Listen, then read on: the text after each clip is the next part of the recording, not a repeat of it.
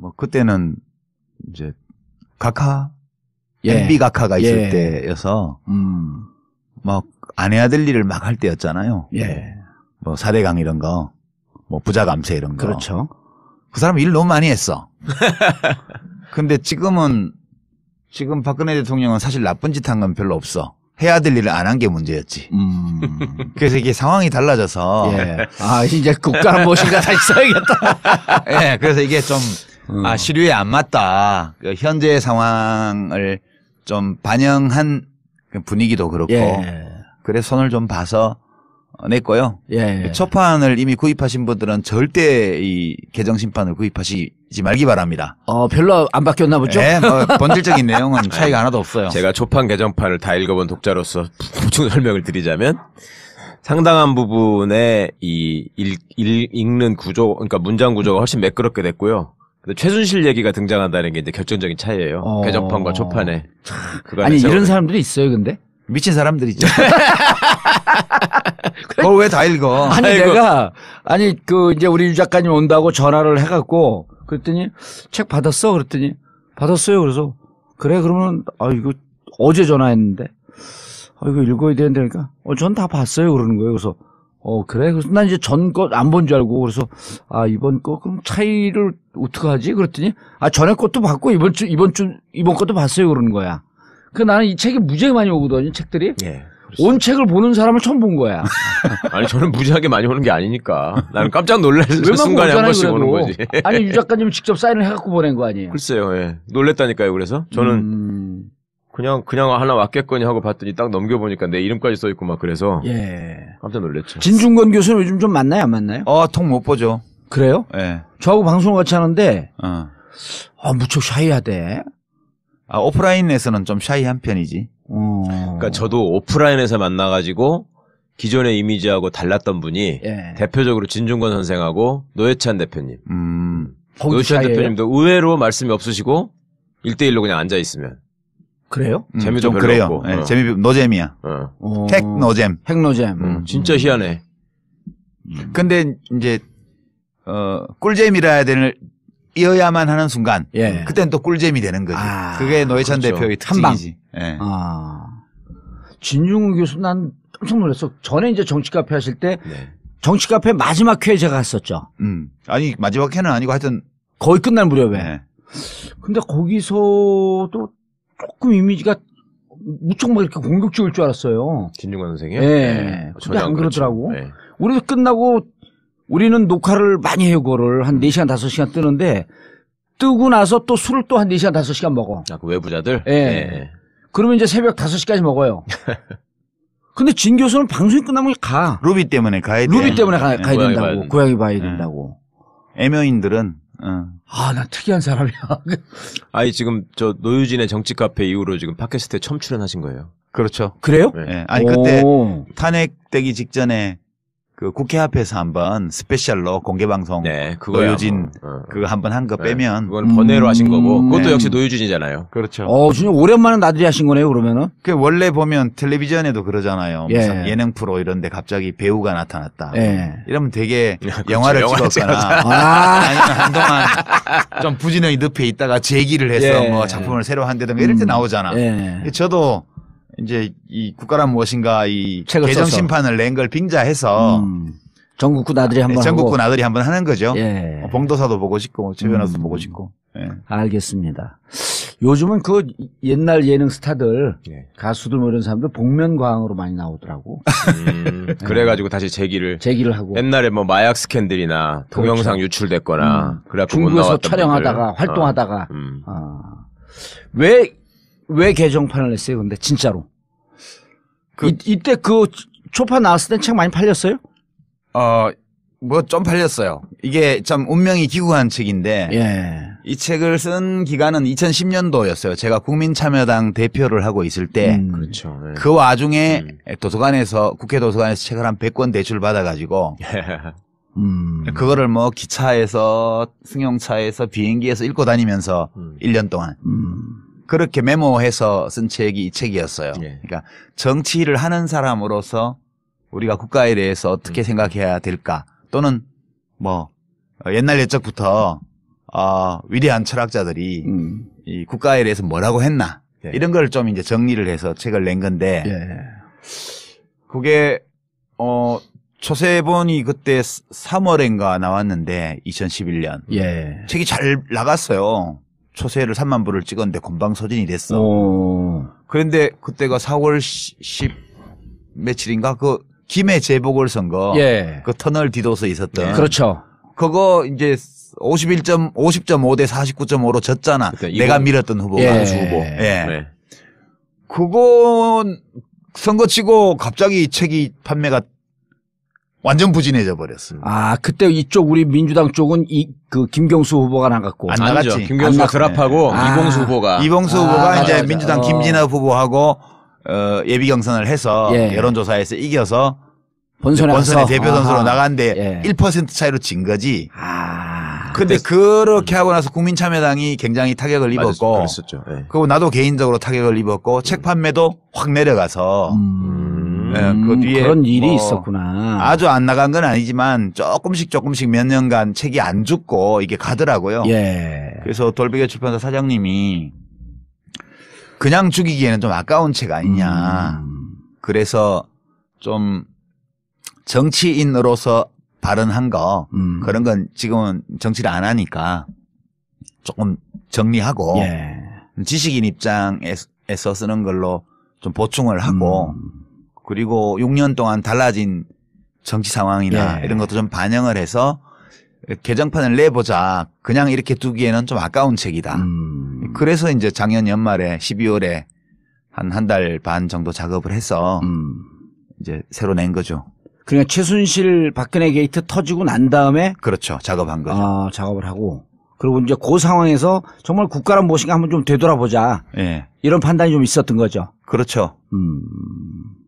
사실은 국가의 존재에 대해서 시민들이 근본적인 의문을 제기하게 된 어떻게 보면 민주화의 최초 정권이잖아요. 이게 국가냐 이렇게 막 예. 손편을 그렇죠. 들고 예. 이게 나라냐, 이게 이게 나라냐. 나라냐. 예. 국가가 뭐 이래 뭐 이런 게 있어서 이제 이럴 때는 우리 먹물들은 예성현의 말씀을 살펴보잖아요. 그 여기 보면 국가에 대해서 한 칼씩 했던 분들 얘기는 대충 다 담아놨기 때문에 네네. 예, 그런 면에서는 그냥 교양서로 괜찮지 않냐. 저는 이 책하고 후불제 민주주의를 거의 동시에 읽었거든요. 그때 예. 같이 사가지고. 근데 읽으면서 한 사람이야 이 사람. 아니 재밌어요 작가님 책은. 근데 비즈니스가 잘 안 되나 봐. 저는 이 책이 개인적으로 훨씬 좋았거든요. 국가란 무엇인가가. 그래서 당연히 저는 이 책이 더 많이 팔렸을 줄 알았는데 엊그제 우연히 주워 들었더니 유 작가님 책 중에 제일 안 나간 책이 이 책이라고. 그래서 네. 깜짝 놀랐죠. 예. 근데 되게 재밌어요. 아니 요즘 이제 책 내용 본격적으로 들어가기 전에 우리 동네 아주머니가 그걸 물어봐요. 3월 1일 날 곧 이제 3.1절이 오는데 태극기를 달아야 하나요? 이런 고민이 생긴다는 거야. 태극기 집회 때문에. 태극기 집회 때문에. 그렇게까지. 꼭 그 태극기 달면 탄핵 반대하는 아니 그러니까 그런 생각으로 병원을 든다는 거예요 자기가. 태극기 집회 그 큰일이야. 동조하기 때문에 태극기를 달고 이 저걸 어떻게 해야 되는 거야? 그러니까 우리가 병원에 태극기 안티 세력이 된 것 같아. 아, 태극기만 그런 게 아니에요. 예. 지금 우리 국호에 대해서도 많은 회의와 번민이 있어. 갑자기 한국당이 돼버렸잖아.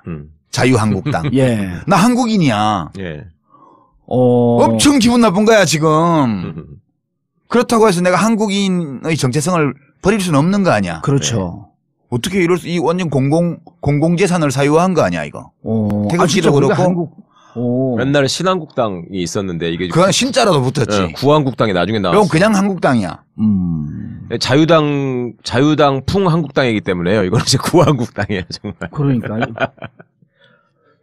그냥 당원이 다 된 거네 우리는. 그래도 세상에 3.1절 날 태극기 다는 거는 오해의 위험이 거의 없어요. 예. 3.1절이니까. 그렇죠. 우리가 유관순 누나를 생각하면서 태극기를 다는 거지. 아니 그 얘기를 듣는데 진짜 막 이렇게 그 갈등이 생기더라고. 아니 저도 그게 짜증나서 사실은 뭐 어줍지 않은 글이지만 태극기가 부끄러움의 상징이 돼서는 안 된다라는 내용으로 칼럼을 하나 썼었는데 예. 참 슬프더라고요. 그런 얘기를 쓰면서 대한민국의 국기가 특정 세력의 어떤 특정 이념에 그것도 아주 극단적인 이념을 가지고 있는 이상한 정파의 도구가 돼가지고 성족이랑 같이 광장에서 그러니까 이게 성종이 들고 나오는 건 또 어떻게 보세요? 박근혜 대통령이 앙드레 김 드레스를 입은 듯한 느낌? 그런 느낌이 좀 들죠? 앙드레 김이 화낼 거 아니야. 돌아가셨지. 그리고요. 네. 저는 요즘 사태에서 좀 희한하다고 느낀 게 과거 참여정부 때는 보건복지부 장관을 누가 맡으시느냐가 되게 화제였고 김근태 장관님이나 유시민 장관님 보건복지부의 정책이나 이런 것들이 또 굉장히 중요하게 사람들한테 다가갔었어요. 그렇죠. 실제로 어려웠고 중요한 일들 많이 하셨고 그런데 이 이명박 박근혜 정권에 들어와서는 보건복지부가 할 일이 별로 없을 거라고 생각했거든. 그랬더니 그 나름대로 또 다른 방식으로 그 의료 영리화 또 이번에 문영표 씨나 뭐 이런 사람들로 해가지고 보면은 보건복지부가 갖고 있는 그 공적연금에 관한 국민연금에 관한 그 통제 기능을 이용해가지고 또 보건복지부가 그 정권의 도구로 나와가지고 왜 이상한 짓을 하고 그래서 사람도 구속되고 이런 걸 보면서 정말 이게 제대로 된 국가가 있어야지 제대로 된 정부도 기능을 하는 것이지 참 어떻게 정권에 따라서 이게 같은 부처의 속성이 이렇게 달라질까 그런 생각을 했어요. 국가 사람들이 그러잖아요. 국가에 대해서 무슨 얘기를 하고 싶으셨어요? 국가에 대해서 이제 이 책에서 결론적으로 얘기를 내가 하고 싶었던 거는 예. 국가도 진화를 해왔어요. 그러니까 국가 그러면 처음 국가가 생겼던 1만 년 전하고 예. 지금하고 같지가 않아요. 그렇죠. 국가라는 이 제도의 총합도 그 우리들의 삶의 환경과 기술적 조건과 사람들의 생각이 달라지는 데 따라서 계속 그 성격과 기능을 바꿔왔거든. 예. 지금 우리 대한민국이라는 이 국가가 하고 있는 일, 무슨 일을 하고 있냐, 그 일을 어떤 방식으로 하고 있냐 이런 것들을 그냥 한국만 보거나 또는 지금 시점에서 딱 잘라서 외국하고 비교하거나 이것만으로는 예. 왜 이런 일들이 벌어지는지를 충분히 이해하기 어렵다고 저는 본 거예요. 그래서 국가의 그렇죠. 일반적 진화 과정에 비추어서 예. 우리 대한민국이 언제 어떻게 태어나서 처음에 어떤 성격을 갖고 있다가 지금 어디까지 와 있는지를 그 국가 역사에 한번 비춰봐야 된다. 예. 그렇게 해서 이제 제가 국가는 처음에는 그냥 단순한 생존의 수단으로 그냥 그 외부 침략과 내부의 무질서에서 사람들을 보호해주는 그 치안국가 예. 또는 안보국가 이걸로 탄생을 했고 리바이 어든 말씀하시면서 그 다음에 사람들이 왜 뭔데 왕이 지 맘대로 해. 예. 우리가 주인이잖아. 이렇게 해서 이제 민주국가로 예. 이행을 해오고 민주주의 한다고 다 좋은 건 아니고 좀 잘 살고 싶어. 그래서 이제 발전국가, 자본주의 발전국가를 거쳐서 발전했다고 했는데 잘 사는 놈은 엄청 잘 먹고 잘 살고 없는 사람은 더 힘들어.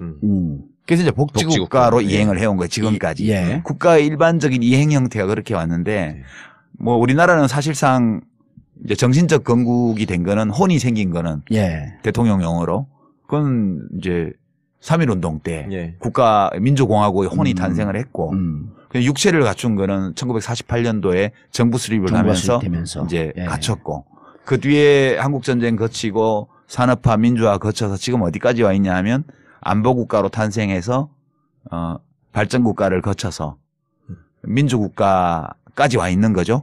복지국가로 넘어가는 문턱에서 지금 방황하고 있는 단계. 이렇게 보면 한국이 뭐 지금 시점에서 딱 잘라서 북유럽 국가나 서유럽 국가하고 비교하면 되게 못나 보이지만 사실 한 60년, 70년 동안에 그렇게 수백 년에 걸친 서유럽 국가의 이행 과정을 밟아온 걸 생각하면 그렇게 비관적으로 볼 일은 아니지 않냐. 우리가 마음만 먹으면 이 국가의 대한민국이란 이 국가의 기능과 작동 방식을 더 많이 바꿀 수 있다. 이런 얘기를 하고 싶었던 거죠. 저는 독자로서 느꼈던 어떤 작가의 문제의식이라고 저 혼자 나름 해석을 했던 건 국가란 무엇인가를 먼저 읽고 나서 후불제 민주주의를 읽었거든요. 그럼 여기서 생각하셨던 국가의 본질에 관한 문제의식이 헌법을 통해서 후불제 민주주의라는 책으로 투영되는 것 같다는 생각을 했었거든요. 그 책이 먼저 나왔어요. 아, 그랬었나요? 저는 순서를 바꿔서 읽었네요. 근데 그래가지고 저는 이 순서대로 읽는 게 더 낫겠다라고 추천을 드리고 싶었어요. 국가란 무엇인가를 먼저 읽고 후불제 민주주의를 읽으시면 그러면 스케일이 이렇게 세계적 범위에서 우리나라 범위로 이렇게 지배하게 되니까 저는 그렇게 느꼈는데. 그런데 이제 이번에 국민들이 촛불을 들고 시민들이 촛불을 들고 나오면서 지금 저는 이제 이 책을 처음 봤을 때 읽지는 못했지만 책 안 읽잖아. 송도사. 아니 무지하게 많이 좋아하는 읽어요. 책은 엄청 읽어요. 엄청 읽어요. 이상한 허접한 책을 좋아하겠지. 만화책. 일단 이상한 책을 좋아하는 건 맞죠. 예. 아니 그런데 벼랑간에 그런 생각이 든 거예요. 2011년 이제 그때 막 우리 방송하고 그럴 때인데 정말 사람들이 국가라고 하는 것을 생각을 안 하고 살거든요. 그렇지. 당연히 주어지는 걸로 알아요, 그냥. 그러니 추상적으로 이렇게 있는 거란 말이에요. 그리고 어느 날 갑자기 당신 왜 세금을 내? 예. 그러면은 내가 왜 세금을 내고 있었지? 그리고 내가 이런 나라에 살고 있네? 왜 군대 보내 아들? 그렇지. 그러니까 의무로 알고 있었던 걸 가만히 생각해 보면 무척 내가 우리 사회에 대해서 무심하게 생각하고 살았구나 하는 생각이 불현듯 들더라고. 그렇죠. 그래서 요 책은 좀 한번 보고 싶었어요. 시간을 두고 천천히 읽으세요. 보고 싶었는데 이제는 3개월 동안 촛불을 보면서 국가를 다 알 것 같아. 그래도 예, 지금 벌어지는 일만 가지고는 다 이해하기는 좀 어려워요. 예. 이제 이 세상에 존재하는 모든 것은 발생사가 있거든요. 예. 모든 것이 다 발생사가 있어요. 그래서 어떤 우리가 관심 가지는 어떤 대상이 언제 생겨나서 어떤 과정을 거쳐서 오늘에 여기까지 와 있는지 이걸 알아야만 왜 이런 형태로 있는지도 이해할 수가 있고 앞으로 어디로 갈지에 대해서 전망도 할 수가 있고 또 그런 전망을 현실로 만들기 위해서는 누가 뭘 어떻게 해야 될지에 대해서 판단도 할 수 있는 것 같아요. 예. 예. 그런데 이제 우리 사회에서 현대사를 보면은 저는 이제 오늘 출연하시면서 꼭 물어보고 싶었던 게 박정희의 국가론이 있고 예. 전두환 노태우의 국가론이 있고 김영삼 대통령은 뭐 좀 애매하고 김대중 노무현 대통령의 국가가 또 따로 있고 예. 그 이후에 9년 동안 따로 있고 그래갖고 이런 정상적인 국가의 발전 개념보다도 대한민국은 통치 체제에 따라서 국가의 개념이 좀 바뀐 거 아닌가 하는 생각이 들거든요. 그게 순서대로 갔어요. 그러니까 일반적으로 예. 되게 우리가 호모사피엔스 예. 한 25만 년 내외 전부터 지구에 살았다는 거 아니에요? 예. 25만 년 전부터. 그리고 언어 혁명이라고 그러죠. 그러니까 예. 지적인 혁명이 일어난 게 약 7만 년 전이라고 그래요. 그리고 농업혁명이 한 10,000년 내지 12,000년 전에 일어났고 그 이후에 국가가 발생했거든요. 그러니까 국가가 생긴 건 한 10,000년 정도라고 보면 돼요. 최초의 원시적인 예. 형태의 국가가 생긴 게. 그 우리나라는 이제 뭐 당군 할아버지가 5,000년쯤 전에 나라 세우셨다는 탄생설화를 가지고 있지만 결국 이제 한반도의 국가 형태가 좀 대충 갖춰지기 시작한 게 뭐 멀리 보면 그 정도 된다고 봐야죠. 그리고 나서 그때까지는 각각 따로따로 존재하던 문명들이 지금 근대에 들어와서 네. 다 엉기게 되잖아요, 서로. 예. 이게 우리나라가 보면 이승만 대통령 때는 반공, 북진통일 이거였어요. 그렇죠. 그게 안보국가예요, 안보국가 이게. 치안국가 또는 안보국가고 네. 그 당시 민주당이 만들었던 경제발전 5개년 계획 이런 거, 또 관료들이 만들었던 경제발전 산업화 계획 이런 거를 이승만 대통령이 다 거부해서 공산당이 하는 거라고. 예. 국가가 주도적으로 뭘 하는 거는 공산당 하는 거라고. 어허. 그러니까 이게 박정희 대통령은 이승만 대통령과 달라요. 예. 이승만 대통령은 이 국민들을 잘 먹고 잘 살게 해주는 일에 관심이 없었어. 예. 그리고 입으로만 북진 통일을 외치고 전쟁 준비는 하나도 못하고 이제 그런 정부였고. 뭐에 관심이 있었어요? 자기가 잘 먹고 잘 사는 거. 그렇지. 자기 권력에만 네. 관심이 있었지. 그 사람은 또 그런 이념적으로 볼 때 그런 국가가 나서서 뭘 하는 거를 반대하는 입장이었어요. 네. 박정희 대통령은 기본적으로 쿠데타를 하고 권력을 탈취하고 나서 그 쿠데타의 명분을 부국 강병에서 찾았어요. 그러니까 잘 먹고 잘 살게 해줄게. 예. 이 잘 먹고 잘 살게 해주면 내가 이렇게 쿠데타를 한 것도 정당해질 수 있어. 네. 이렇게 믿고 자기 자신의 정치적 정통성, 정당성 문제를 산업화에 걸었던 거예요. 그러니까 이승만 정권 때 만들어졌던 안보국가의 토대 위에서 그 반공 이런 거 예. 그대로 유지를 하면서 그 위에 발전국가를 붙인 거예요. 네. 자본주의 발전국가를. 그래서 이제 민주당 정부 4.19 후에 예. 그 당시 윤보선 대통령 이제 있던 예. 그 장면 총리 그 내각에서 만들었던 경제발전 5개년 계획이 국무회의를 통과한 게 5.16 전날이에요. 아, 그렇다고요. 예. 예. 들었습니다. 그리고 나서 경제개발 5개년 계획이 그 박정희 게 아니었었네요. 그러면. 네, 원래는 유엔 기구에서 한국 전쟁을 겪었기 때문에 이 나라를 어떻게 부흥시킬 것인가를 고민하면서 이제 유럽 마샬 플랜이나 뭐 혹은 다른 제3세계 빈곤국가를 지원하는 프로그램을 참고해서 한국 정부에 권고안을 줬어요. 최초의 계획을. 그런 것들을 참고해서 그 당시 민주당 정부에서 만들었는데 경제개발 5개년 계획을 만들었는데 그게 집행되기 전에 1년밖에 지속이 안 됐으니까 정권이 5.16이 나면서 그게 폐기될 상황이 됐는데 박정희 장군이 그걸 가져다가 더 보충해가지고 이제 밀고 나간 거예요. 63년도부터. 그러니까 자기의 쿠데타를 정당화할 수 있는 그런 명분, 자기의 권력을 유지할 수 있는 명분을 경제성 발전에서 찾았기 때문에 거기에 전력을 투구한 거예요. 그래서 한국이 안보국가의 토대 위에서 발전국가로 올라선 거예요. 자본주의 발전국가로. 그러니까 박정희 정부가 18년간 있으면서 한국 경제를 전통사회에서 산업사회로 이제 전환하는 이륙 단계를 그때 거친 거는 맞아요. 여러 가지 데이터를 볼 때 뭐 엄청 고소득을 올리고 고도 성장을 이룩한 것은 아니지만 향후에 이 대한민국호가 비행할 수 있는 그런 활주로를 닦고 이륙을 준비하고 실제 비행기 바퀴가 땅에서 떨어지게 만든 그 기간이에요. 18년 동안이. 그때까지 발전국가고 그게 유럽에서는 산업혁명 이후에 시민혁명이 날 때까지 한 200년, 300년 기간이에요. 그게. 우리는 딱 30년 만에 통과를 한 거죠. 30년 만에. 전두환 노태우 정권까지 하더라도 그게 딱 30년 정도 돼요. 그리고 나서 압축 발전을 하긴 한 거네요. 그럼요. 그러니까 남들은 뭐 5km짜리 활주로에서 이륙했는데 우리는 한 500m 활주로에서 그렇죠. 이륙한 거죠. 그리고 이제 그 뒤에 다시 민주국가로 그다음에 사람들이 이제 그 전에 배고플 때는 대통령이 미국 원조 밀가루 가져다가 막 집집마다 돌리고 이러니까 표 찍어주고 이랬단 말이에요. 그러고 좀 뭐 독재 좀 하면 어때? 뭐 배고픈데 그래도 월급 받고 사는 형편이 나아지잖아. 그렇게 해서 주먹으로 패면 맞고 입 다물라 그러면 입 닫고 이렇게 살았는데 이제 국민소득이 한 1,000불, 2,000불 이렇게 되니까 밥은 먹는단 말이야. 밥만 먹고 사냐고. 할 말도 좀 하고 이렇게 살아야 될 거 아니야. 그러니까 이제 민주화에 대한 요구가 막 생긴 게 1979년도 그때예요. 12.6 사건이 날 때. 그러니까 이거를 어떻게 대처할까를 둘러싸고 그 권력 집단 내부에 내분이 일어나서 그게 12.6 사건으로 터져 나온 거예요. 그러니까 변화가 필요하다고 생각했던 김재규 씨가 그걸 가로막고 있던 자치처를 쏴 죽이고 대통령을 안 죽이면 이거는 방법이 없다고 생각해서 대통령까지 죽여버린 거지. 그럼 그때 삼김 씨가 경쟁을 해서 뭐 김정필 씨가 대통령이 되는 한이 있더라도 갔어야 되는데 왜 아무도 부탁을 안 했는데 전두환 씨가 갑자기 구구의 결단을 해가지고 나타나서 사람을 엄청 죽이고 정권을 잡아가지고 그 발전국가 단계를 연장을 시킨 거구나. 7년을 연장을 한 거예요. 그리고 6월 항쟁이 나서 대한민국이 이제 발전국가를 토대로 해서 민주국가 단계로 진입을 했죠. 그때.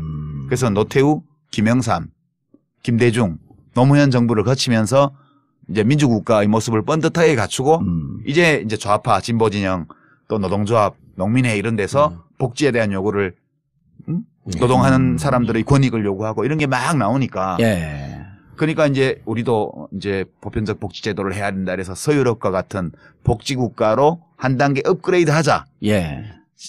그러고 있다가 지금 역정권 교체가 일어나서 9년 동안 지금 다시 토목건설의 시대로 그러니까 안보국 자본주의 발전국가의 시대로 간 게 이명박 정권 때고 거기서 한 단계 더 내려가서 안보국가의 단계로 간 게 박근혜 정권. 이 퇴행이 이루어진 거죠. 그러면 그 이제 79년에 그 권력 내부에서의 갈등 이렇게 말씀하셨단 말이에요. 그러면은 70년대 이른바 이제 그 학생운동을 중심으로 한 민청학년 그다음 그 내부에서 끊임없이 국민들 내부에서 민주화에 대한 요구가 있었던 거 그럼 어떻게 설명을 해야 돼요? 그거는 일부 사람들이 요구한 거지. 일부 사람들이. 그러니까 대중들은 그게 옳다는 건 알지만 지금 그것을 받아들여서 위험을 감수하고 나서기에는 아직 사는 형편이 너무 어려웠던 거예요. 그리고 정보도 부족하고 먹고 살기도 바쁘고.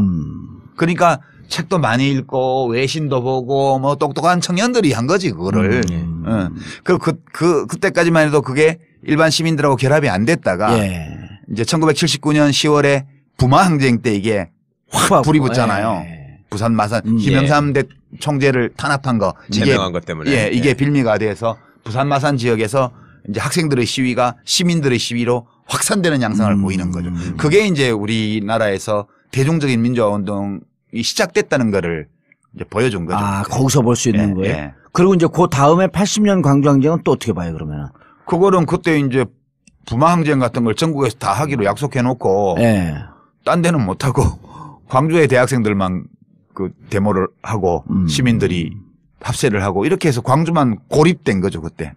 광주만 고립이 돼서 결국은 민주국가로 이행을 못 하고 이제 진압을 당하고 모욕을 당하고 핍박을 당하고 이러면서 대한민국은 다시 7년 동안 자본주의 발전국가, 안보국가 여기 묶여 있었던 거예요. 예. 그리고 이제 80년대 민주화 운동은 어떻게 하면 이 광주 민중항쟁을 한 지역의 항쟁이 아니라 전국의 항쟁. 전국의 주요 대도시의 이 동시다발적인 도시봉기로 이걸 확장시킬 것인가.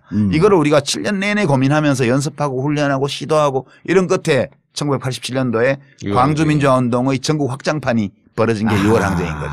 그 6월 항쟁의 힘으로 한국이 비로소 이제 민주국가 단계로 진입을 했고 예. 그다음에 다시 그런 발전국가 안보국가로 퇴행하는 걸 막기 위해서 김영삼 대통령이 하나회를 숙청해버린 거지. 정치 군인들의 쿠데타 위험을 제거해버린 거죠. 예. 그러면서 좀 기반이 굳혀졌다고 봐요, 저는. 지금도 뭐 그러면 뭐 발전국가 또는 안보국가 때로 완전 퇴행했냐? 그건 예. 아니에요. 예. 그러니까 대통령과 그 주변 인물들과 이런 자들이 퇴행을 한 거고 시민들은 뭐 촛불 들고 지금 씩씩하게 잘 싸우고 있잖아요. 예. 네, 그런 거죠. 그렇지만 그럼에도 불구하고 저는 이 책이 소중한 이유가 사실은 참여정부 이후에 MB 시절에 퇴행을 보기 시작하면서부터 충격을 받는 사람들이 많잖아요. 지금 말씀해 주신 것처럼 시민들의 역량이나 어떤 민주주의에 관한 성숙도나 이런 것들이 소위 돼지 저금통으로 대통령을 만들어낸 수준까지 우리가 올라왔다고 생각을 하고 이게 뒤로 물러나는 일은 없을 것이다라고 착각을 하고 있었는데 의외로 이게 밀리는 모습을 보이고 그다음에 너무나 퇴행적인 모습을 보이고 또 아까 두 분 말씀 중에 국가라는 거에 대해서 별로 생각하지 않고 살았다라고 하는 것이 은연중에 우리가 이제 국가라고 하는 것이 우리를 짓누르는 체제라는 거라는 생각에서는 좀 벗어났다고 생각을 했는데 사실은 국가란 무엇인가에 대한 고민이나 철학적인 기반이 없다 보니까 과거에 그냥 막연하게 우리 어린 시절에 국정교과서나 이런 것들을 국민교육원장 암기 등을 통해서 누르고 있던 국가주의가 자연스럽게 부활을 하는 꼴이 됐잖아요, 지금. 그렇죠. 이상하게. 국가주의는 예. 늘 있죠. 예. 국가주의는 이게 안보국가 단계에서부터 형성된 거고 예. 지금 이제 호모사피엔스 우리 현생 인류가 네이션 스테이트 그러니까 국민 국가 단위로 살고 있거든요, 지금. 예, 현재는. 세계 국가가 없잖아요. 세계 정부가 없고 예.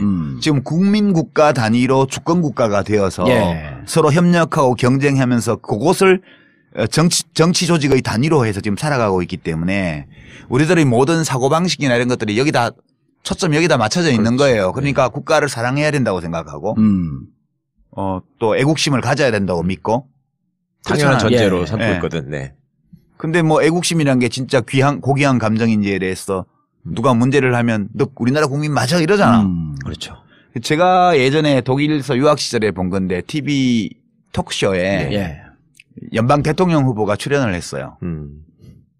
그러니까 거기 실권이 없는 대통령이에요. 그냥 의전만 하는 대통령인데 그분이 나왔는데 김인년 소속의 보수적인 그 법관 출신 후보였어요. 예, 예.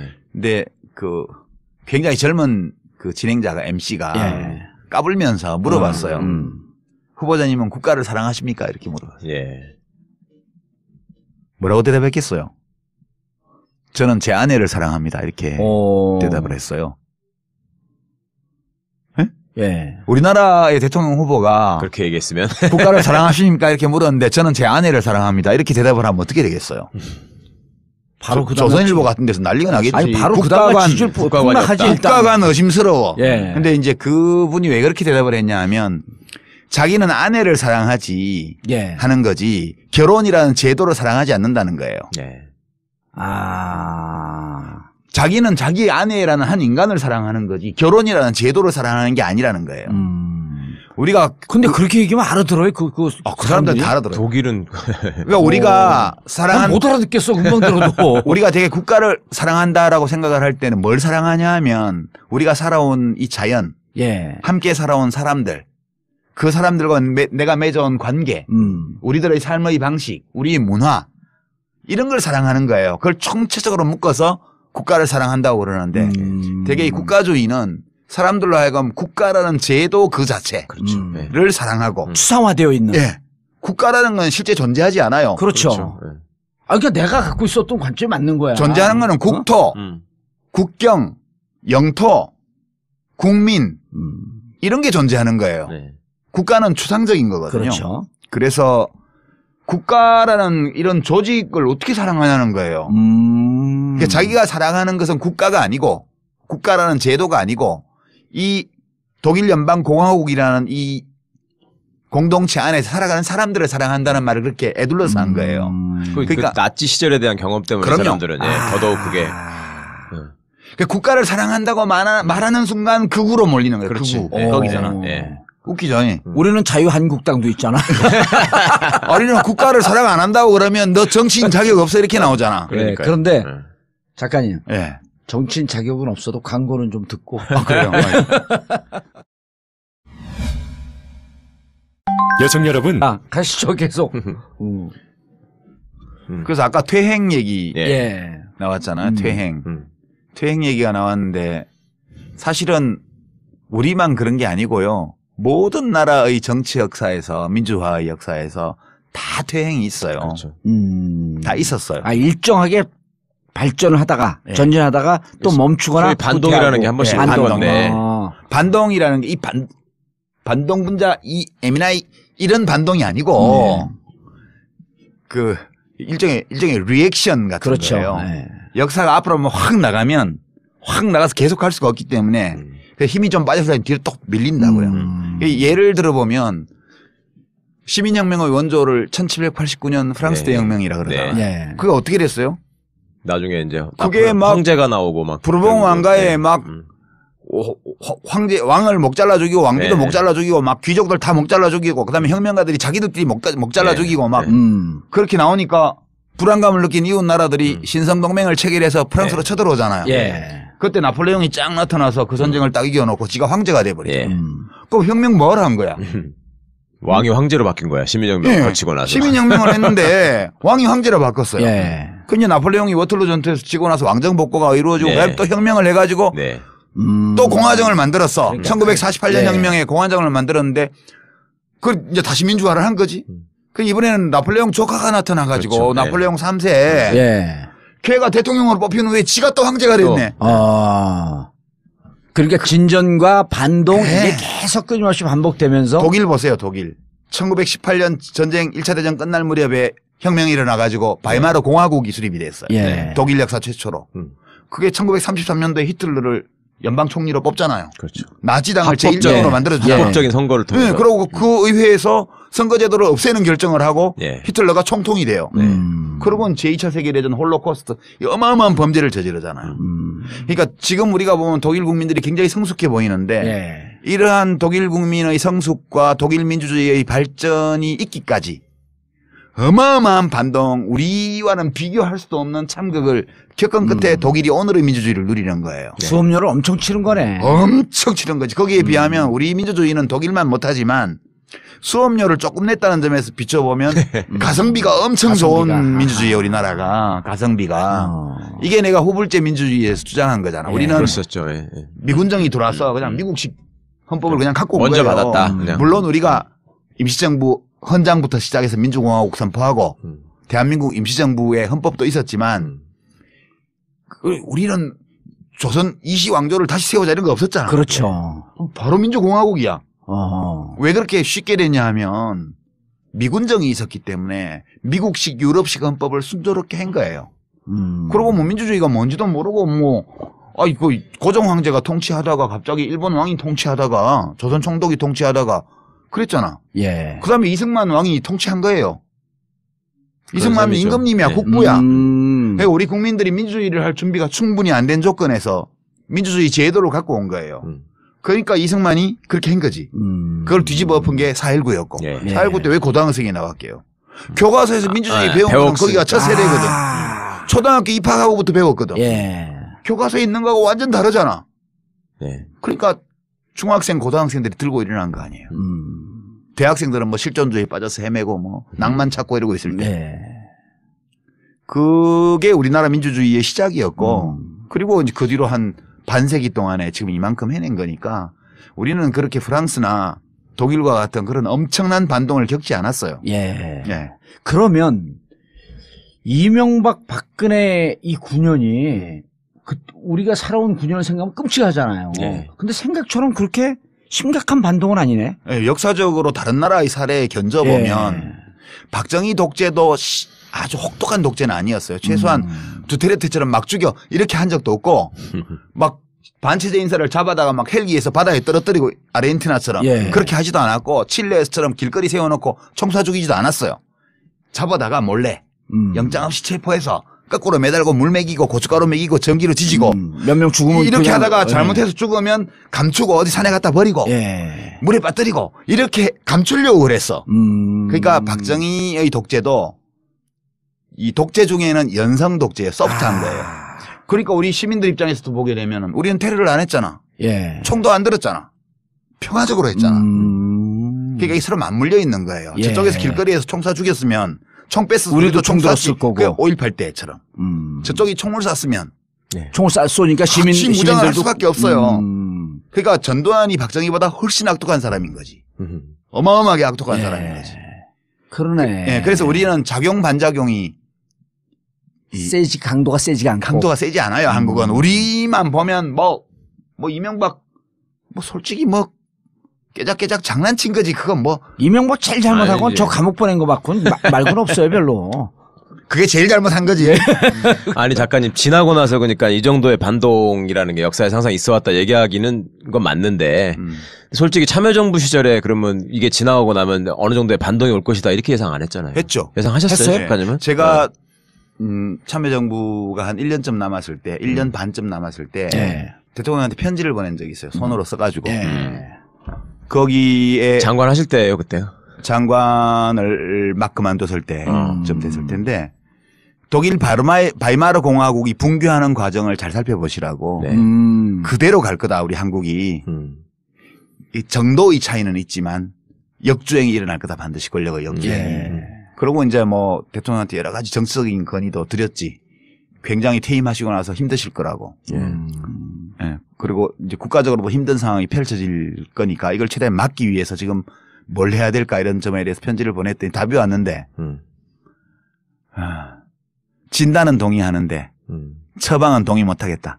그렇게 저한테 답이 왔어요. 그래서 그런 적도 있었고 이 정도의 반동은 충분히 예견할 수 있었고요.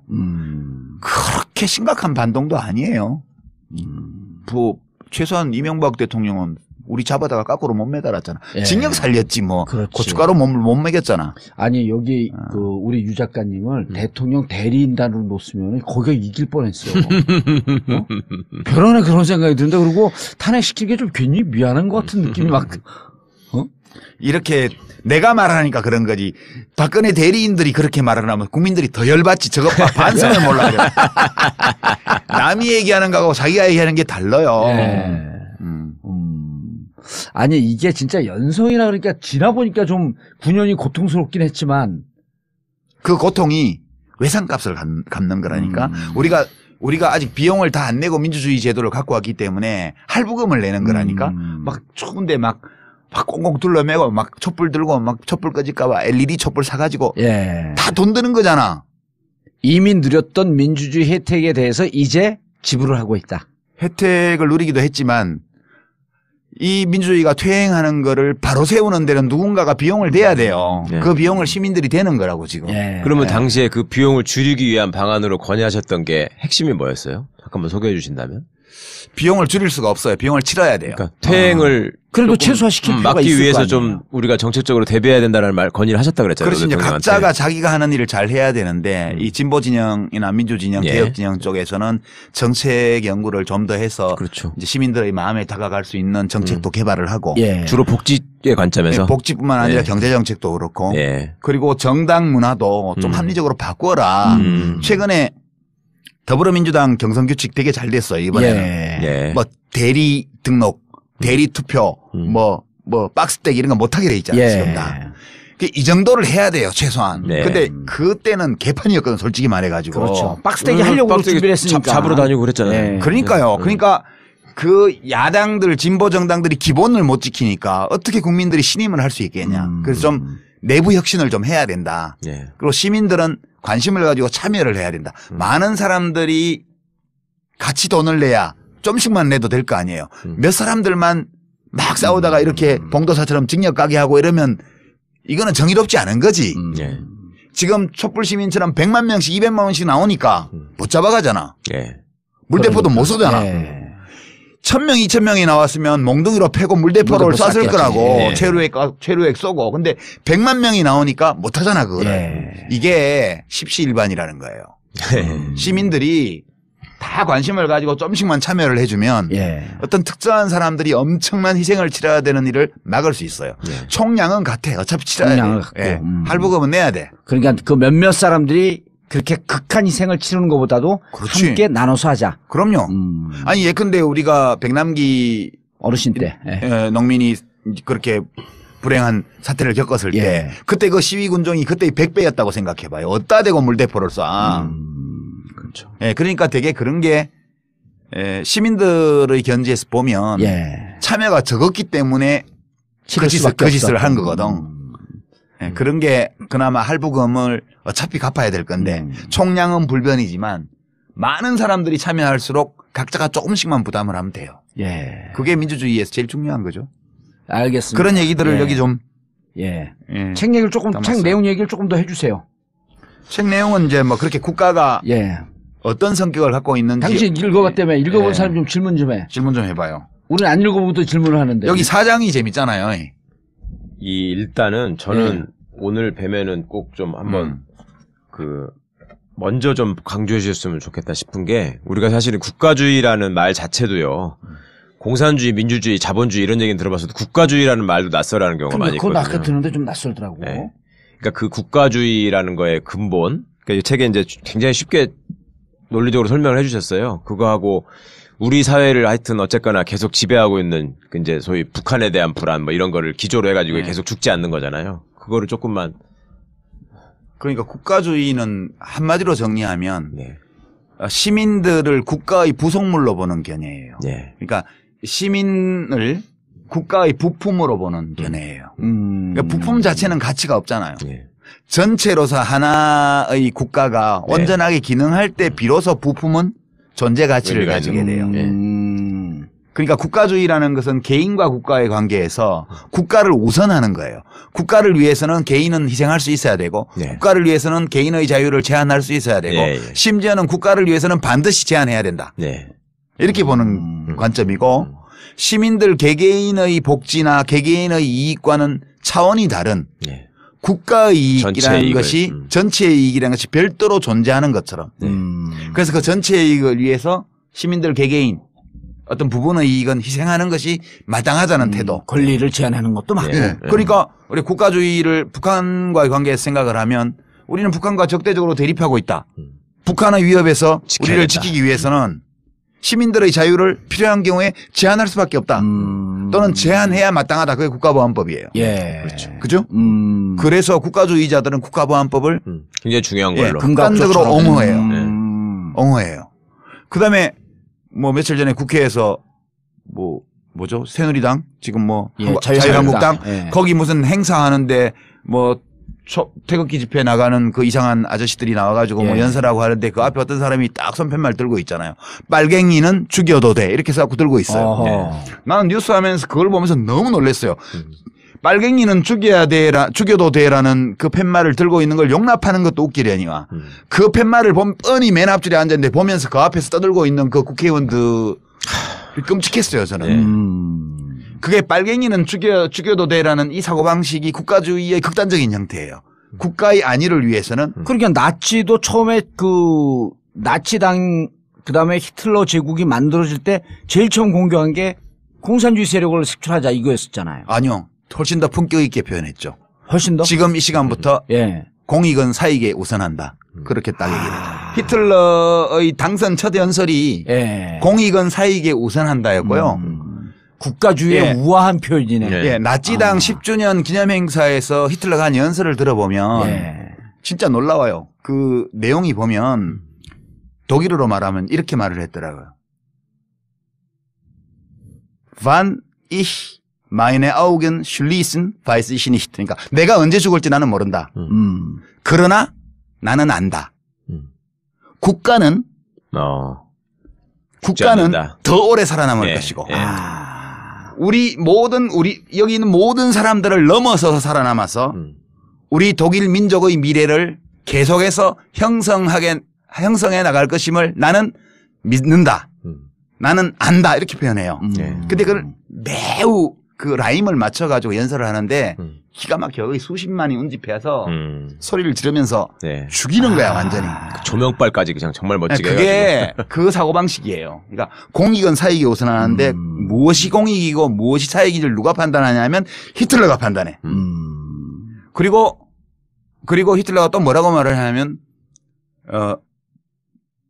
당은 그러니까 나는 당의 한 조각이고 당은 나의 일부라고 나는 느낀다. 그렇게 표현하고 당이 지도자고 지도자가 당이고 당이 인민이고 이렇게 표현해요. 예. 그러니까 이게 국가주의라는 건 매우 매력적인 거예요. 왜냐하면 사람들은 누구나 어느 집단에 귀속되고자 하는 그렇죠. 욕구가 있거든. 혼자 있으면 너무 외롭고 네. 삶이 불안하기 때문에 많은 사람들이 모여있는 어떤 집단에 확실하게 귀속되어 있을 때 안정감을 느껴요. 예. 이런 안정감을 극단적인 형태로 제공해 주는 게 국가주의거든요. 국가주의. 예. 근데 이게 죽이는 거야, 완전히 정말. 그냥 권력진 놈이 이것이 공익이야. 이것이 국가이익이야. 이렇게 선언하면 예컨대 사드 배치가 국가이익이야.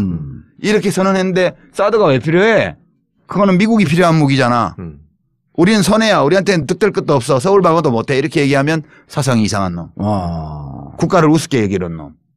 저 반국가 사상. 이렇게 얘기를 하잖아요. 이제 이 국가주의자들의 사고방식은 국가 이익을 내가 가장 잘 판단한다는 확신을 갖고 있어요. 그렇기 때문에 내가 확신하고 있는 국가 이익을 지키기 위해서 실현하기 위해서는 정당하지 않은 방법까지도 사용해도 된다. 이렇게 믿는 거예요. 그러니까 빨갱이는 죽여도 돼. 그러니까 그게 공안 통치로 나타나는 거예요. 그렇죠. 그러니까 사람을 영장 없이 잡아가고 지하실에서 거꾸로 매달고 고춧가루 물을 먹이고 전기로 지지는 그 똑같은 사람들이에요. 우리하고 고문하다가 뒤돌아서 갖고 마누라 전화 받고 시험 잘 봤대? 그러니까. 오, 잘 돼서 이런 얘기 하는 사람이에요. 그 자들이 왜 그러겠어요? 그 확신 때문이에요. 국가 이익, 국가의 안위를 우리가 가장 정확하게 판단한다. 따라서 우리하고 다른 의견을 내는 놈들은 국가의 적이야. 이거는 변화시키거나 고립시키거나 말살하거나 추방해야 돼요. 국민과 비국민을 나누는 것이고. 이게 국가주의예요. 그리고 이제까지 살아온 내가 참 잘못 살고 못된 짓만 하고 살아온 것 같은 죄 막 반성이 막 되는 거야. 국가를 계속 부정하면서 사셨으니까. 그러니까. 그래서 이 책에서 아주 쉽게 예를 들어 주신다고요. 그러니까 지금 아까 국가보안법이 국가주의자들이 가장 소중히 생각하는 징표 중에 하나라고 하셨는데 또 여기서 제가 재밌게 봤던 게 우리는 민족 중에 역사적 사명을 띠고 이 땅에 태어났다. 개뿔. 그거 자체가 그 국민교육헌장 지금 네. 젊은 사람들은 모를 텐데 우리 초등학교 때 만들어진 거예요. 그렇죠. 1968년도에. 저는 그걸 못 외워갖고 1,몇백 명 중에 제일 늦게 집을 갔잖아요. 암기력은 제로에 가까우니까. 대학을 어떻게 갔어, 그런데? 그러니까 나도 신기해요, 그게. 내가 근데 고등학교 차석으로 졸업했잖아요. 오. 152명 중에 151등. 진짜 천재예요. 근데 작가잖아. 골방이 너희를 몸짱되게 하는 책도 내고. 저도 한 30만 부 판 작가예요. 훌륭한 작가, 베스트셀러 작가지. 지금 나오는 분들이, 촛불을 들고 나오는 분들이 제일 크게 질문한 거 있잖아요. 이게 나라냐. 예. 이건 국가주의하고 조금 또 틀리잖아요. 예. 이게 나라 맞아요, 근데. 국가에는 원래 이런 요소가 포함되어 있어요. 국가는 기본적으로 폭력이거든요. 예. 이러면 국가주의자들은 또 화를 내요. 이렇게 화를 내면서 폭력을 휘둘러. 그렇지. 국가- 태극기 들러매고 그렇죠. 옆에서 젊은 사람들 지나가면 괜히 이유 없이 태극기 봉으로 때리고. 그게 국가라는 거, 예. 뭔 얘기하다가 얘기했지. 이게 나라냐? 그렇지. 이게 나라냐? 국가라는 것은 원래 합법적이고 정당하다고 인정되는 폭력을 예. 행사하는 유일한 조직이에요. 그렇죠. 당신이 옛날에 얘기했던 공권력하고 좀 비슷한. 공권력이 그거예요. 네. 공권력이라는 거는 합법적 폭력인데 폭력. 사람들이 합법적이고 네. 정당하다고 인정하는 폭력이에요. 네. 일반적으로. 근데 이제 공권력이 더 이상 정당하지 않고 합법적이지 않다고 많은 대중이 확신하는 순간 네. 그럼 무너져요. 네. 그러니까 이게 국가 권력이라는 게 합법적 폭력을 독점하는 인간 조직이거든요. 그렇죠. 폭력을 독점해야 돼요. 예. 국가를 제외하고 누구도 폭력을 행사하면 안 되잖아. 그래서 박정희가 쿠데타로 집권했을 때 맨 먼저 한 일이 뭐예요? 깡패 소탕. 그렇죠. 응. 깡패는 뭐냐? 국가와 경쟁하는 자야. 또 다른 폭력이니까. 사적 폭력을 행사하는 자들이에요. 이 용납을 못해. 국가는 폭력을 독점해야 돼요. 그래서 그 깡패들 잡아다가 제주도 데리고 갔고 그 향토 516도로 516도로 닦은 거 아니야? 강원도에 도로 내고. 예. 전두환도 똑같이 했잖아. 하자마자 삼천교육대 만들고. 전두환은 무슨 폭력배로 입증된 사람만 아니고 길을 막고 그냥 문신 조만한 거 있으면 다 잡아다 삼천교육대 그러니까. 주로 했던 일이 도로공사예요. 삼천교육대가. 그러니까 그 증상은 이른바 성인 불량 서클을 소탕하려는 국가주의자들의 동기. 이게 폭력을 나 혼자 가져야 돼. 딴 놈이 폭력을 가지는 건 절대 용납 못해. 그래서 이게 일반적으로 하는 거예요. 이게 독재 정권들이. 그다음에 두 번째는 지들 내부에도 그래서 조폭 룰이 있는 거예요. 그렇죠. 근데 이게 폭력인데 예. 이 국가 폭력이라는 것이 일상적으로 우리 곁에 있기 때문에 사람들이 이제 이게 정당하다고 느낄 때는 어떨 때 정당하다고 느끼냐 하면 저 국가의 폭력이 나에 대해서 행사되는 것이 아니고 나를 위해서 행사되는 것이다. 그러면 받아들여요. 지금 두테르테가 뭐 몇천 명을 죽였잖아요. 앞으로도 몇만 명을 죽일 거래요. 근데 필리핀 시민들이 왜 지지하냐 하면 저 두테르테가 휘두르는 국가 폭력이 나를 향한 것이 아니라고 보는 거예요. 나를 위한 것이다. 나를 위한 것이라고 생각하니까 그 폭력 행사에 일체감을 느끼고 오히려 안도감을 느끼는 거예요. 그래 받아들이는 거 여론조사를 해보면. 근데 어느 순간인가 그렇게 행사하기 시작한 국가 폭력이 나를 향한다. 나에 대해서 행사되기 시작한다는 막연한 느낌이 올 때 이때부터 정치적인 동요가 시작될 수밖에 없어요. 필리핀도. 그러니까 국가 권력이라는 이 공적인 폭력이 나를 위해서 행사되고 있는가 나에 대해서 행사되고 있는가를 잘 봐야 돼요. 네. 근데 이명박 정권 때 집회 및 시위의 자유를 제한하고 언론을 장악하고 차벽을 치고 명박산성을 쌓고 체류액을 뿌리고 물대포를 쏘고 시민들이 뭐 공격적인 행동을 했다면 모를까. 평화 집회에 대해서 그렇게 했잖아요. 그렇죠. 그럼 명백히 시민들에 대해서 폭력을 행사한 거거든. 그렇죠. 사실은. 네. 그런 점이 차이가 있는데 시민들이 그거를 국가의 폭력은 늘 정당하다는 생각을 하는 사람들이 많기 때문에 공권력이 불법적인 행위를 할 때에도 그거에 대해서 별로 저항을 하지 않고 별로 저항을 하지 않는 경우가 많아요. 그런 이제 그게 독립성과 주체성이 부족한 시민이거든요. 지금 우리 촛불 시민들의 특징은 개인이잖아요, 개인.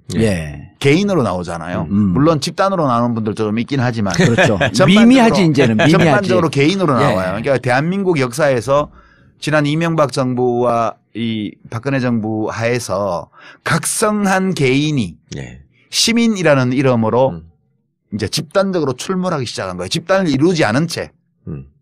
혼자 행동하는데 혼자 행동하는 사람들이 집단을 이루는 이게 우리 역사에서는 처음 보는 거죠. 이게 되게 민주국가가 확고히 뿌리내리려면 이런 시민들이 충분히 많아야 돼요. 그래서 우리나라도 이제 민주국가로 확고히 나아갈 수 있는 그런 토대는 마련된 것 같다. 대통령만 바꾸면. 뭐 그런 거죠. 그러니까 방금 말씀으로 돌아보시면 우리 효순이 미선이 때 시위, 그다음에 이제 광우병 촛불 시위 이런 것들이 맥락 근절을 보면 국가가 우리를 보호해주지 않는다. 그런 거잖아요. 그리고 이제 지금 소위 기성세대들이 생각하고 있는 국가주의에 대한 개념 자체가 없는 이유가 독재 정권이 자기들의 어떤 질서나 또 자기들의 정권을 위해서 계속 내면화시킨 거잖아요. 이제 국민학교 교육 제도를 통해서. 지금 얼마나 웃기냐면 문재인 대표가 얼마 전에 그 무슨 문시예요? 그 뭐 남평문시 종가에 제례하는 데 갔잖아요. 그래갖고 뭐 이상한 거 쓰고 저도 옛날에 장관할 때 그 당상관 옷 입고 이렇게 빨간 혁대 메고 우리 사당에 가서 서해 유성룡 할아버지 사당에 인사하고 이제 관직에 오르면 그렇게 하는 풍습이 있어요. 근데 이제 인터뷰한 것 중에 그 문 중에 어떤 어른이 우리도 왕족이 됐으면 좋겠다 그런 말을 했어요. 그러니까 이게 이러면 민주주의 안 되는 거야. 문재인 씨가 대통령 돼도 남평문 씨가 왕족 되는 거 아니거든요. 그냥 5년짜리 계약직이거든. 이제 대통령을 왕으로 보는 이 뿌리 깊은 이 봉건적 의식. 그리고 무슨 나라를 국가를 하나의 가정으로 그리고 대통령을 그 가정의 가장으로 보는 이 국가주의적 집단주의적 문화 이런 것들이 아직 우리나라에 많이 남아 있어요. 은연 중에 굉장히 깊죠. 이런 거 그러니까 박사모 태극기 집회하는 분들의 마음을 이해해야 돼 우리가. 아니 오늘 막 집안의 어르신을 국부를 국모. 그리고 그냥 국부예요. 여자지만 그렇죠. 국부야. 나라의 최고 어른이에요. 젠더가 중요하지 않지. 혼자만 어른이 아니고 그 아버지도 나라의 최고 어른이었던 분이야. 그런 분을 끌어내린다. 것도 아닌 일을 가지고 근거도 확실치 않은데 국회에서 탄핵을 한 거 아니야. 대리인으로 놓이겠어 지금. 이었지 이분 관계할 일이 아니라 이 말이에요. 국가주의의 입장에서 보게 되면은 그렇죠. 이 땅을 치고 발을 굴러 의분에 떨어야 마땅한 사태인 거지. 이거 6.25 노래라는 거 알죠? 아니 조금 이거 머리만 희끗희끗하면 서석구 변호사. 같은 대구 분이니까 또 대구에서 고등학교 다니는 사람들 원래. 자, 이 책을 왜 꼭 봐야 되는지를 마지막으로 책에 대해서는 왜 꼭 봐야 됩니까? 꼭 봐야 될 책이 어디 있어요? 꼭 봐야 되는 이 세상에 책이죠. 책이 얼마나 많은데 꼭 전 이 방송 나가고 오늘 하루에 10만 부 나갔으면 좋겠어. 제가 대신 말씀드릴 테니까 결론만 좀 정리해 세상에 주시면. 꼭 봐야 될 책은 없어요. 한 권도 없어. 그럼 내가 책 안 보는 거에 대해서 질타할 이유가 없네. 그렇지만 볼만한 책이 많거든. 저는 이런 관점에서 말씀드리고 싶어요. 이 책을 보시면 한국 현대사의 줄기를 우리 말하는 거에서도 조금 이렇게 이해를 하실 수가 있고요. 그보다 저는 더 좋았던 거는 우리 유시민 작가님이 그전부터 나는 지식 소매상이다 이런 표현을 자꾸 쓰셨는데 그 얘기 이제 우리가 2부에서 해야 돼. 그 지식 소매상으로서 말하자면 사람들한테 지식을 효과적으로 전달하는데 정말 소중한 능력을 갖고 계세요. 그래서 저는 우리 애들한테 이거를 지금 이번에 대학 들어간 애한테는 이걸 읽어보라고 하고 뭐 그랬는데 그 이유가 저희가 사회 시간에 초등학교 때부터 사회 시간, 도덕 시간 뭐 이런 시간들을 또 그 국사 시간 이런 걸 통해서 홉스, 로크, 루소 이름만 듣지. 이런 거 이름만 듣지. 도대체 이 사람들이 이 얘기가 민주주의에 발전하고 무슨 관계가 있는지를 유기적으로 설명해주는 교과서가 없었어요. 역사하고 연결해서 설명해주지도 않고. 탁월하다. 그 점을 이 책을 보시면 확실하게 알 수 있어요. 이 책의 제일 큰 장점은 이 한 권만 이제 책 팔러 나왔네. 이거 한 권만 읽고 한 50권 읽은 척 할 수 있어요. 아니 심지어 플라톤과 아리스토텔레스 이런 얘기가 플라톤의 국가 이런 거 옛날에 대학교 교양도서로 읽으라고 그러는데 그 진짜 환장하거든 그거 재미없어서. 그러니까 막 심지어는 칸트 무슨 뭐 베른슈타인 이런 사람도 읽은 것처럼 척할 수 있어. 막스 베버까지. 예전에 무슨 그 책 쓴 거 중에 몇 권의 책을 써머리 갖고 묶어갖고 낸 책이 한 번 있었죠. 그게 거꾸로 있는 세계사지. 다 그거예요. 99% 발췌 요약. 그러니까. 그래서 그때 그 책을 보면서 참 책도 희한하게 쓴다 나는. 그 책은 이제 절판이 됐고 청춘의 독서라고 다시 내가 나왔죠. 읽은 책을 또 그러니까 썸머리 그걸 본 것 같아요. 청춘의 독서. 그 책은 썸머리만 있는 건 아니고 이제 저의 해석 그런 것도 같이 들어있는 독후감 모음. 알겠습니다. 너무 책 판다. 아니 근데 왜 도매상이라고 안 하고 소매상이라고 그랬어요? 우리 봉도사가 이제 경제학 공부를 안 했죠. 경영학 이런 거 별로 안 했지. 그냥 삶이 경영하게. 도매상, 소매상을 구분하는 기준은 소매상은 최종 소비자를 상대하는 사람이 소매상이에요. 그러니까 우리 큰 마트 있잖아. 그거 다 소매상이에요. 도매상은 소매상을 상대로 장사하는 상인을 상대로 하는 게 도매상. 참고로 우리 여기 전국구 청취자들이 그 사람들이 도매상이에요. 왜?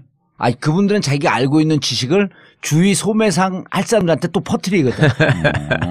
공짜로 주는데 뭔 소매상? 아니, 그러니까 우리 전국구의 장점이 이걸 듣는 사람들은 적어도 주위에 이 지식을 파는 사람들이다. 그냥 한 10만 부 나가겠죠, 오늘? 방송 나가고. 아니, 다시 말씀드리지만 이 초판본을 보신 분들은 굳이 안 읽으셔도 되고요. 살 근데 필요는 진짜 없어요. 아니 근데 여기 최변은 보내잖아. 공짜로 내가 보냈으니까 그런 거지. 아니 이 책이 더 쉽게 읽혀요. 그건 사실이야. 제가 먼저 초판보다. 네, 이게 더 재밌어. 네, 그때는 정치하는 와중에 쓴 거라 좀 문장이 좀 거칠고 정리도 좀 덜 됐고 몸에 힘도 좀 들어가 있었고 팍팍한 대목이 있는데요. 이건 아주 술술 잘 넘어갈 알겠습니다. 수 그런 차이는 약간 있죠. 알겠습니다. 유시민 작가가 쓴 신간 국가란 무엇인가 1부는 이 내용에 대해서 또 말씀을 마치고요. 그리고 이제 2부는 우리 유 작가님의 일상사 그리고 왜 이 책을 쓰기까지 이르렀는지 더 비기닝 오브 국가란 무엇인가로 들어가겠습니다. 근데 이제 그 마무리하면서 제가 위로 말씀을 이제 시민들한테 좀 드리고 싶은데 박근혜 대통령한테 표 찍어놓고 되게 후회하는 분들이 많잖아요. 심지어는 부끄럽다고 하는 분들도 계시고요. 근데 굳이 안 그러셔도 된다고 생각해요. 저는 왜냐하면 잘 몰랐기 때문에 속아서 찍은 면이 많이 있잖아요. 그런 점 때문에 너무 자책하실 필요 없다는 말씀도 드리고 두 번째는 저런 대통령 뽑았다고 민주주의가 뽑았는데 민주주의가 무슨 소용이 있어 이렇게 생각하시면 안 된다는 거예요. 왜냐하면 우리 민주주의가 살아있어요. 민주주의 정치제도의 장점은 아주 능력 있고 훌륭한 사람을 대통령으로 뽑는 걸 보증하기 때문에 민주주의가 훌륭한 게 아니에요. 그렇죠. 민주주의는 표 많이 얻으면 무조건 당선되기 때문에 박근혜 같은 것도 대통령이 될 수 있다. 천하의 사기꾼. 그러니까 김진도 출마하잖아. 아니 박근혜도 하는데. 그러니까 천하의 사기꾼, 무능한 사람, 뭐 그런 사람도 그 대중들을 현혹시킬 수만 있으면 권력을 잡을 수 있어요. 이게 민주주의의 원래의 약점이거든요. 근데 다행인 거는 청래는 안 되겠다. 걔는 대중을 현혹시키질 못해. 지금 두 분이 지금도 사이 안 좋아요? 지금은 안 좋지 않나? 사이가 무관해요, 그냥. 보실 일이 없지. 볼 일이 없어. 그러니까 이게 민주주의라는 거는 권력의 분산, 권력의 제한, 분산된 권력의 상호견제, 한 번 한 의사결정을 뒤집을 수 있는 제도 이런 거예요. 그러니까 지금 우리가 박근혜 대통령을 뽑은 거는 좀 불행한 결과였지만 지금 국회에서 탄핵을 해서 직무를 정지시켰잖아요. 뒤집을 수 있다. 그렇잖아요. 박근혜 대통령 선출이라는 그 행위를 국회의 탄핵을 통해서 뒤집었잖아요. 이게 민주주의에서는 어떤 결정이든 다 뒤집을 방법이 있어요. 뒤집을 수 없는, 뒤집는 것이 원천적으로 불가능한, 그러니까 선거제도를 없애고 총통제를 도입하는 이런 거는 그 자체로 민주주의가 아니에요. 그러니까 민주주의 정치제도에서 하는 모든 의사결정은 뒤집는 방법이 있어요. 전부 다. 그래서 민주주의의 장점은 굉장히 무능하고 이상한 사람이 대통령이 되어도 나쁜 짓을 많이는 못하게 하는 게 장점이기 때문에 저는 우리 민주주의가 살아있다. 그럼 헌법재판소가 어떤 결정을 내릴지 모르겠으나 저는 뭐 탄핵 인용을 할 거라고 봐요. 국회의 탄핵, 시민들의 촛불 집회, 국회의 탄핵, 헌법재판소의 탄핵 인용. 이 모든 과정이 우리 민주주의 제도가 살아있다는 걸 보여주는 거기 때문에 우리 현실에 대해서 너무 자책하지 마라. 비하하거나 낭망하지 말았으면 좋겠어요. 이게 진짜 요새 웃긴다니까. 그 캐나다에 있는 어떤 유학생이 저한테 이메일 보내서 하소연을 하더라고.